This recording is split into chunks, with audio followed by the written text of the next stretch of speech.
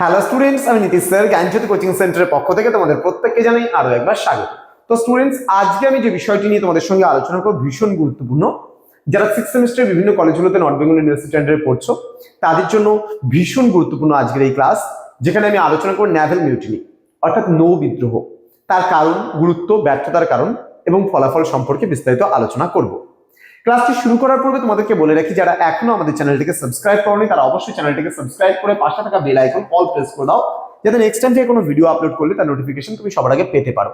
এছাড়া যারা ভাবছো যে অনলাইনে আমাদের সঙ্গে যুক্ত হবে, ক্লাস করবে, তারা অবশ্যই যোগাযোগ করো আমাদের অফিসিয়াল নাম্বার 7076398606 নাম্বার অথবা 6295916282 নাম্বারে। তোমাদের টোটাল কোর্স ফি থাকছে তোমাদের এই সাধ্যের মধ্যে টোটাল 1199 রুপিসের বিনিময়ে তোমরা পুরো কোর্সটা আমাদের কাছে করতে পারো। আমি আজকে মেজর পেপার 13 এর উপরে ফার্স্ট ক্লাস করছি এবং এই ফার্স্ট ক্লাসে তোমাদের বলছি এই নোটটা 6-এ আসুক, 3-এ আসুক, চাই 12-তে আসুক, এই নোটটা কিন্তু আসবেই, নেভাল মিউটিনি বা নৌ বিদ্রোহ। Very very important, 100% common. আমি একদম বলে দিলাম আজকের এই ক্লাসটি কিন্তু আসবেই, এই প্রশ্নটা পরীক্ষায় আসবেই। আমি আবার বলছি আসবেই, এই প্রশ্নটা পরীক্ষায় আসবেই। তো চলো শুরু করছি আজকের ক্লাসটা ডিটেলসে। শুরু করার পূর্বে তোমাদেরকে বলে রাখি আরেকটা কথা, যেটা হচ্ছে আমাদের কিন্তু কোর্সগুলো অলরেডি অনলাইনে শুরু হয়ে গেছে। তোমরা যারা অ্যাডমিশন নেওয়ার আছে তাড়াতাড়ি অ্যাডমিশনটা করে নাও, কারণ 10th জানুয়ারি থেকে আমরা শুরু করব আমাদের কিন্তু অনলাইনের যে ক্লাসগুলো হবে, লাইভ ক্লাসগুলো, সেই লাইভ ক্লাসগুলো শুরু হবে 10th জানুয়ারি থেকে। ঠিক আছে, আমরা প্রথম থেকেই আমাদের ক্লাসে যারা যুক্ত হয় তাদেরকে আমরা বলে দেই যে কোন কয়টা প্রশ্ন, তখন 10টা প্রশ্ন আমরা ম্যাক্সিমাম দেবো এই পেপার থেকে। 10টা প্রশ্নের মধ্যেই তোমাদের 12 নম্বরে 100% কমন, অর্থাৎ 10টা দিন তোমরা যদি পড়তে বসো এই পেপারটার জন্য এনাফ। আমি বলছি এনাফ ইজ এনাফ। এই পেপারটা মেজর পেপার 13 এর হিস্ট্রি, মডার্ন হিস্ট্রির উপরে যে পার্টটা রয়েছে একদম এনাফ। ডিটেলসে পড়িয়ে দেবো বিষয়গুলো, ধ্যান দিয়ে ধৈর্য ধরে ক্লাসটা অবশ্যই করবে। ঠিক আছে, প্রথমত আমি বলে রাখি যে বিষয়টা রয়েছে, নৌ বিদ্রোহের সূচনাটা কি করে হলো। দেখো কি বলছে, ভারতের স্বাধীনতা সংগ্রামের সর্বশেষ আন্দোলন হলো নৌ বিদ্রোহ। ভারতের স্বাধীনতা সংগ্রামের সর্বশেষ কেন? 1947 হয়েছিল ইন্ডিয়ান ইন্ডিপেন্ডেন্স, 1946 হয়েছিল নেভাল মিউটিনি বা নৌ বিদ্রোহ, 1946। ওকে, তাহলে ভারতের স্বাধীনতা সংগ্রামের ইতিহাসে সর্বশেষ যদি উল্লেখযোগ্য ঘটনা আমরা বলি তাহলে নৌ বিদ্রোহের কথা বলতে পারি। এবার নৌ বিদ্রোহ কেন হয়েছিল? দেখো, একটা বিদ্রোহ কেন হবে, একটা মানে আন্দোলন কেন হবে, মানুষ কিছু নিশ্চয়ই মানুষজনের কিছু মানে আশা আকাঙ্ক্ষাগুলো পূরণ হবে না, সেই জন্যই তো হবে। তো কি বলেছে, ভারত ছাড়ো আন্দোলন, আজাদ হিন্দ বাহিনীর মুক্তি সংগ্রাম ইত্যাদির চাপে ব্রিটিশ সরকার কিন্তু যখন নাভিশ্বাস ওঠার উপক্রম, ঠিক তখনই কিন্তু নৌ বিদ্রোহ যেন ভারতের ব্রিটিশ শাসনের কাফিনের শেষ পেরেকটি পুঁতে দিয়েছিল। অর্থাৎ 1942-তে ভারত ছাড়ো আন্দোলন বা কুইট ইন্ডিয়া মুভমেন্ট হয়েছিল, দেন আজাদ হিন্দ বাহিনীর মুক্তি সংগ্রাম নেতাজির নেতৃত্বে, তাহলে বিভিন্ন বিপ্লবী আন্দোলন, একের পর এক ঘটনার ফলে কিন্তু ব্রিটিশ সরকার দিশেহারা হয়ে পড়েছিল। ঠিক সেই সময়, সেই সিচুয়েশনে ভারতের ইতিহাসে নৌ বিদ্রোহ কিন্তু ব্রিটিশ শাসনের কাফিনে যেন শেষ পেরেকটি পুঁতে দিয়েছিল। কাফিন মানে বোঝো, কাফিন মানে অর্থাৎ যেখানে মনে করো বিশেষ করে খ্রিস্টানরা যে বক্সের মধ্যে ভরে নিয়ে মৃতদেহকে আর কি কবরস্থ মানে করে, সেটাই কাফিন বলে। সেই কাফিনের শেষ পেরেকটি মনে হয় এই নৌ বিদ্রোহই ছিল। তো সুমিত সরকার কি বলেছেন? সুমিত সরকার বলেছেন, ঐতিহাসিক সুমিত সরকার বলছেন এই বিদ্রোহ ভারতের স্বাধীনতা সংগ্রামের বিভিন্ন ঘটনার মধ্যে সবচেয়ে বিরোচিত একটা সংগ্রাম, মানে সবচেয়ে ইম্পর্টেন্ট, সবচেয়ে গুরুত্বপূর্ণ একটা সংগ্রাম ছিল।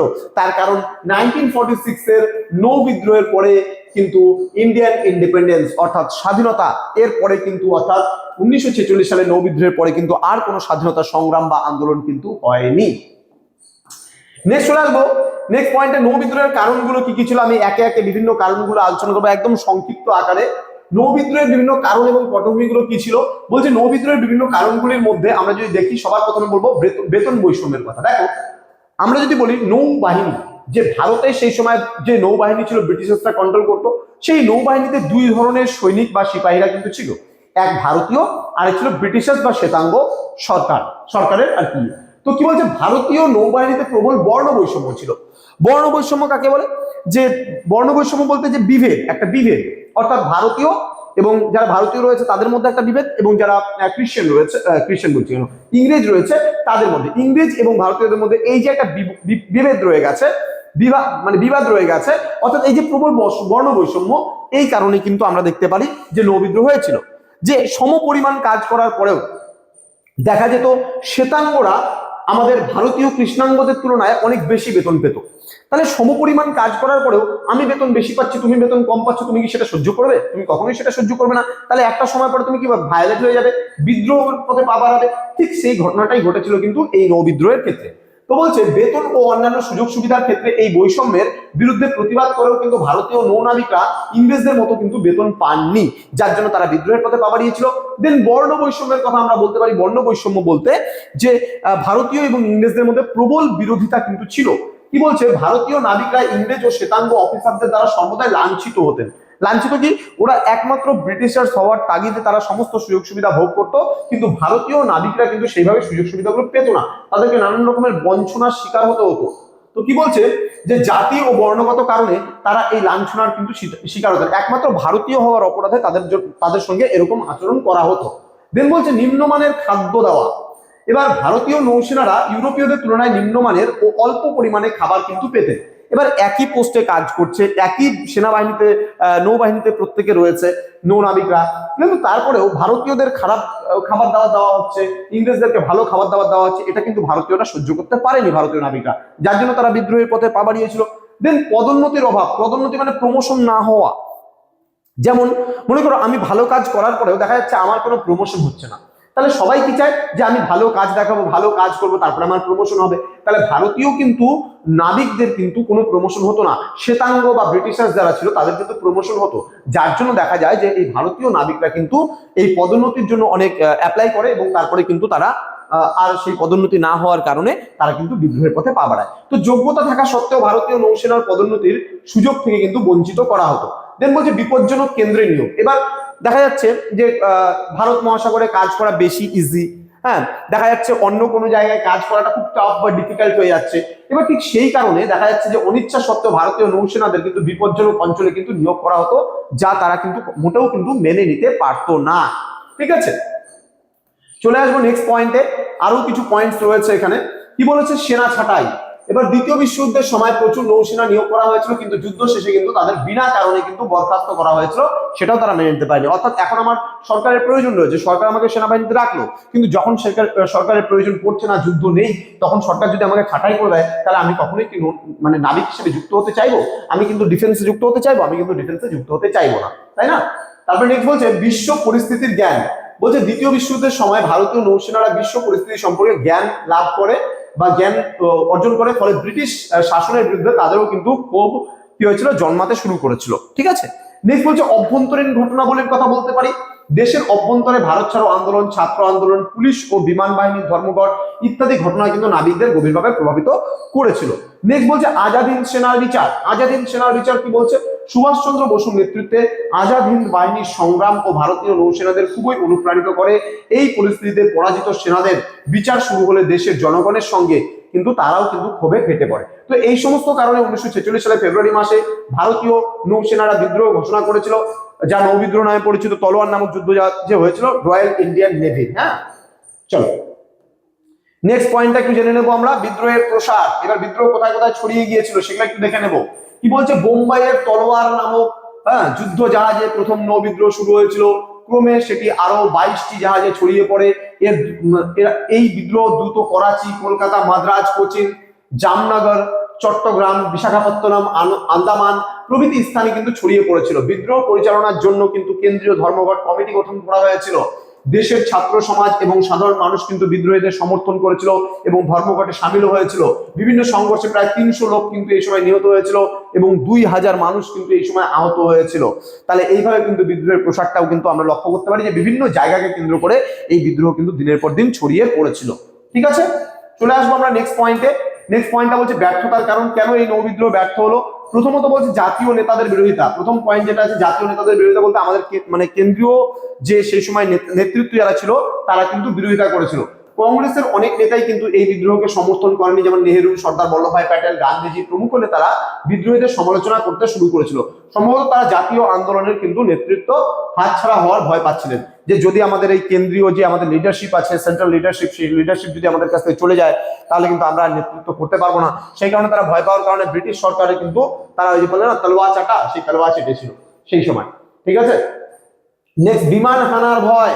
বলছে আকাশ থেকে বিমান হানার ভয় এবং জাতীয় নেতাদের কিন্তু চাপ আন্দোলনকে কিন্তু দুর্বল করে দেয় বা দিয়েছিল। তাহলে দেখতে পাচ্ছ তোমরা যে নর্মালি মনে করো কোনো একটা নেতৃবৃন্দ আছে, কোনো একটা আছে, কোনো একটা বাহিনী চলছে এবং সেখান থেকে যদি ওপর থেকে যদি বিমান যদি বোম ফেলে চলে যায়, তাহলে এই একটা ভয় কিন্তু তাদের মধ্যে ছিল এবং কাজ করছিল বারবার করে এই ভয়টা, যার কারণে কিন্তু দেখা যায় যে তারা কিন্তু এই বিদ্রোহটা আর কন্টিনিউ করতে পারেনি। ঠিক আছে, নেক্সট পয়েন্ট আমরা চলে আসবো বল্লভভাই প্যাটেলের মধ্যস্থতা। এবার সর্দার বল্লভভাই প্যাটেল কি করেছিল, এই সরকার বিদ্রোহীদের মধ্যে মধ্যস্থতার প্রস্তাব আনেন যে কি করে এই বিদ্রোহটাকে দমন করা যায়, কি করে এই বিদ্রোহটা মিউচুয়াল করা যায়, সেটার ভাবনা চিন্তা করতে শুরু করেছিল এবং শেষ পর্যন্ত কিন্তু বিদ্রোহীরা আত্মসমর্পণও করেছিল। আত্মসমর্পণ মানে স্যারেন্ডার করা, ঠিক আছে, স্যারেন্ডার করে দিয়েছিল। এবার এই বিদ্রোহের গুরুত্ব কি ছিল, ভেরি ভেরি ইম্পর্টেন্ট পয়েন্ট। সেটা গুরুত্ব কি বলছে, প্রথমত ব্রিটিশ শাসনের মৃত্যু ঘণ্টা শেষ পর্যন্ত ব্যর্থ হলেও এই বিদ্রোহ ভারতে ব্রিটিশ সরকারের মৃত্যু ঘণ্টা বাজিয়ে দিয়েছিল যে না, তোদের আর দিন নেই, তোদের দিন শেষ হয়ে গেছে, তোরা এখন তল্পিতল্পা এখান থেকে গুটা, ব্রিটিশ সরকার এখান থেকে ভাগ, তোদেরকে আর কোন রকম ভাবে শাসন করতে আমরা দেবো না। মৃত্যু ঘণ্টা কিন্তু এখানে তৈরি হয়ে গিয়েছিল। নেক্সট পয়েন্ট হচ্ছে ব্রিটিশ ভীতির অবসান। ব্রিটিশ ভীতির বলতে যে ভারতীয়রা এতদিন ধরে যে ভয় পেত ব্রিটিশদেরকে, সেই ভীতির কিন্তু অবসান অলরেডি হয়ে গিয়েছিল এই নৌ বিদ্রোহের কারণে, যে সর্বস্তরের মানুষ কিন্তু এই বিদ্রোহে প্রায় সামিল হয়ে গিয়েছিল, যার জন্য ব্রিটিশ সরকারও বুঝে গিয়েছিল যে ভারতে আমাদের দিন শেষ, আমরা ভারতে কিন্তু থাকতে পারবো না। তো নৌসেনাদের বিদ্রোহ সাধারণ মানুষের মনে কিন্তু ব্রিটিশ ভীতি দূর করেছিল। এবার হিন্দু মুসলিম ঐক্য। এবার নৌবাহিনীতে, নৌসেনা বাহিনীতে আমরা দেখি হিন্দুরাও ছিল, মুসলমানরাও ছিল এবং বিভিন্ন হিন্দু মুসলিম নাবিক এমনকি সাধারণ মানুষও কিন্তু এই সময় সাম্প্রদায়িক ঐক্যে কিন্তু পরিচয় দিয়েছিল, সকলে মিলিতভাবে একসঙ্গে কিন্তু ঝাঁপিয়ে পড়েছিল নৌ বিদ্রোহ। এখানে তার একটা নমুনা আমরা কিন্তু লক্ষ্য করতে পারি। ঠিক আছে, চলে আসবো আমরা পরবর্তী পয়েন্টে। কি বলছে, মন্ত্রী মিশনের আগমন। 1946 এ কি হয়েছিল, মন্ত্রী মিশন বা ক্যাবিনেট মিশন প্ল্যান ভারতবর্ষে আগমন হয়েছিল। ঐতিহাসিক রজনীকান্ত দত্তের মতে নৌ বিদ্রোহের ফলে ইংরেজ সরকার কিন্তু কংগ্রেস ও মুসলিম লীগের সঙ্গে আলোচনা করতে কিন্তু বিদ্রোহ শুরুর পরের দিনই কিন্তু মন্ত্রী মিশনকে ভারতে পাঠানোর সিদ্ধান্ত নিতে বাধ্য হয়েছিল। যে মন্ত্রী মিশন বা ক্যাবিনেট মিশন ভারতবর্ষে এসেছিল এবং তারা কি বলেছিল যে কি করে ভারতের এই সমস্ত সমস্যার সমাধান করা যায়, সেই নিয়ে কিন্তু তারা ভাবনা চিন্তা শুরু করে দিয়েছিল। লাস্ট যে পয়েন্টটা আছে এখানে, ভারত ত্যাগের ভাবনা। ভারতে এমন আর একটি বিদ্রোহ শুরু হলে তারা পরিণাম যে ভয়ঙ্কর হবে, এই কথা কিন্তু ব্রিটিশ সরকার বুঝতে পেরে গিয়েছিল। ফলে শীঘ্রই কিন্তু তারা ভারত ত্যাগের কথা ভাবতে শুরু করে দিয়েছিল যে ভারতে আমাদের আর দিন নেই, আমাদের ভারতের দিন শেষ হয়ে আসছে, ভারতের মানুষজন এখন পুরো ফেটে পড়েছে, গণবিক্ষোভ দেখা দিচ্ছে জায়গায় জায়গায়, সুতরাং আমরা কিন্তু আর ভারতে থাকলে চলবে না, এখন ভারত থেকে আমাদের বিদায় জানাতে হবে। তো স্টুডেন্ট, এই ছিল আজকের ক্লাস, যেখানে মোস্ট ইম্পর্টেন্ট একটা কোয়েশ্চেন তোমাদের এই বছর পরীক্ষায় আসবে। আমি আজকে পেপার মানে তোমাদের 13 এর ফার্স্ট ক্লাস নিলাম, যেখানে ইউনিট নাম্বার 4 থেকে তোমাদের প্রথম পার্টে দেখবে ABCD 4টা পার্ট রয়েছে, তার মধ্যে A পার্টে রয়েছে নেভাল মিউটিনি। সেই নেভাল মিউটিনিটা সিলেবাস থেকে টিক করে দাও। আমি প্রত্যেকটা বিষয়ের উপরে তোমাদের ক্লাসগুলো নেব এবং ধারাবাহিকভাবে আমি ক্লাসগুলো দেবো। তোমরা অবশ্যই চ্যানেলটিকে সাবস্ক্রাইব করে পাশে থাকা বেল আইকন অল প্রেস করে রাখো এবং বন্ধুদের সঙ্গে ভিডিওটি শেয়ার করো যাদের হিস্ট্রি মেজর নিয়ে 6th সেমিস্টারে পড়াশোনা করছে, এবং তোমাদের জুনিয়র ভাই বোন যারা রয়েছে তাদেরও এই ইউটিউব চ্যানেলটি রেফার করতে পারো, এবং তারা যারা হিস্ট্রি অনার্স নিয়ে পড়ছে বিভিন্ন কলেজগুলোতে বা হিস্ট্রি মাইনরে রয়েছে, তারা অবশ্যই উপকৃত হবে আমাদের এই ক্লাসগুলো করে। দেখা হচ্ছে খুব তাড়াতাড়ি আরো একটা নতুন ভিডিও নিয়ে তোমাদের সঙ্গে। আমাদের ডিটেলস এখানে আছে, স্ক্রিনশট করে নিও, ডিটেলসটা দেখে নিও। Thank you so much, thanks for watching after all, thank you.